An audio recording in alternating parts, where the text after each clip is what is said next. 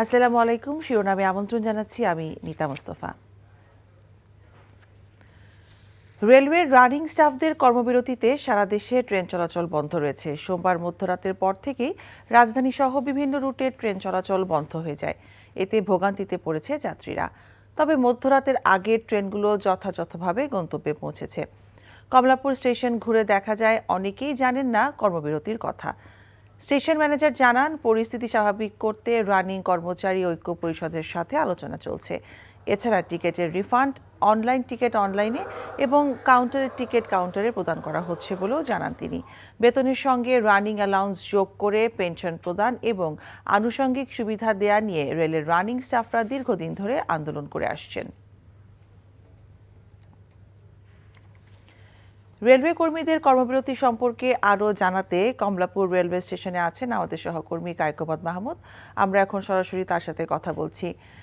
কায়কোবাদ, কর্মবিরতি বিষয়ে আপনার কাছে সবশেষ কি তথ্য আছে আমাদেরকে জানাবেন।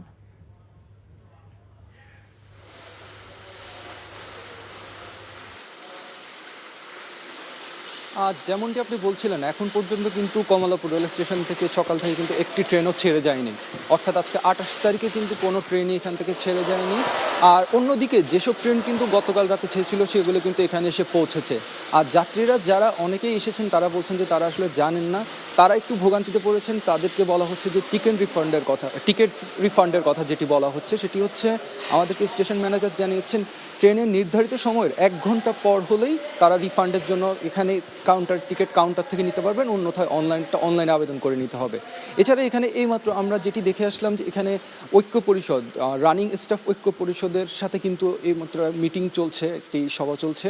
সরকারি যে একটি প্রতিনিধি দল এসেছে তাদের সাথে, তারা তাদের দাবি দাওয়া নিয়ে এখানে কথা বলছে। আর রানিং স্টাফ ঐক্য পরিষদ যেটি বলছে, তাদের দাবি পূরণ না হলে তারা এবার আর আন্দোলন থেকে তারা প্রত্যাহার করবে না। তারা বলছে এর আগে তারা 3বার এই ধরনের আন্দোলনের ডাক দিয়েও তারা প্রত্যাহার করেছেন বিভিন্ন আশ্বাসের পরিপ্রেক্ষিতে, কিন্তু এবার তারা বলছেন যে লিখিতভাবে তারা না পেলে তারা আন্দোলন চালিয়ে যাবেন এবং যাদের দাবি না মানা হলে কোনোভাবে তারা এখান থেকে সরবেন না। আর তারা বলছেন যেহেতু এটি একটি দীর্ঘদিনের পথ পরিক্রমায় তারা এ ধরনের আন্দোলনে বাধ্য হলো, সেজন্য তারা আসলে বলছেন যে যাত্রীদের কাছেও তারা আসলে বলছেন যে তাদের আসলে কিছু করার নেই। তারা যেটি আমাদের বলছেন আর কি, তারা বাধ্য এই পথটি নিয়েছেন। তো সব মিলিয়ে এখন পর্যন্ত মানুষের ভোগান্তি আর একই সাথে রানিং কর্মচারীদের আন্দোলন দুটি চলছে একই সাথে। মিতা, জানছিলাম রেলওয়ের রানিং স্টাফদের কর্মবিরতির খবর। এদিকে দেশের বিভিন্ন স্টেশন থেকেও রেলওয়ের রানিং স্টাফদের কর্মবিরতির খবর এসেছে। দেশের সর্ববৃহৎ পরিবহন ব্যবস্থা বন্ধ হয়ে পড়ায় যাত্রীদের দুর্ভোগ সৃষ্টি এবং মালামাল পরিবহনে অনিশ্চয়তা দেখা দিয়েছে।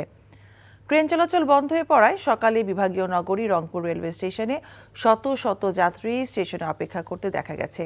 এসব যাত্রী ঢাকা সহ দেশের বিভিন্ন স্থানে যাওয়ার জন্য আগেই টিকিট কেটেছেন, কিন্তু ট্রেন চলাচল বন্ধ থাকায় তারা গন্তব্যে যেতে পারছেন না। খুলনা থেকে রাজধানী ঢাকা এবং রাজশাহী সহ কোনো স্থানের ট্রেন ছেড়ে আসেনি বা খুলনায়ও নতুন করে কোনো ট্রেন প্রবেশ করেনি। এদিকে চুয়াডাঙ্গা রেল স্টেশনে দুর্ভোগে পড়েছেন ট্রেন যাত্রীরা। ওয়েস্ট ইন্ডিজের বিপক্ষে টি-20 সিরিজও হার দিয়ে শুরু করল বাংলাদেশ। সেন্ট কিটসে নিগার সুলতানারা হেরেছেন 8 উইকেটে। আগে ব্যাট করে 3 উইকেটে 144 রান করে বাংলাদেশ। 20 ওভারের ক্রিকেটে ওয়েস্ট ইন্ডিজের বিপক্ষে যা বাংলাদেশের সর্বোচ্চ সংগ্রহ।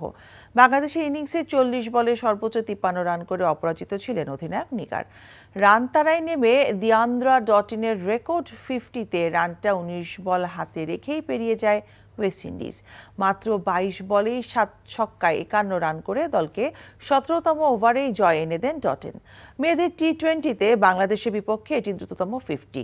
একই ভেন্যুতে সিরিজের দ্বিতীয় ম্যাচ বাংলাদেশ সময় শনিবার ভোরে।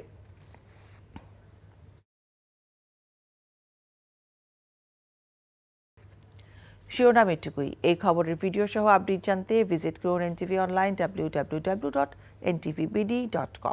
এছাড়াও এনটিভি জনপ্রিয় সব অনুষ্ঠান ও খবরের আপডেট জানতে ভিজিট করুন আমাদের ইউটিউব ও ভেরিফাইড ফেসবুক পেজ। 12টার মধ্যে খবর দেখার আমন্ত্রণ রইল। সবাইকে ধন্যবাদ।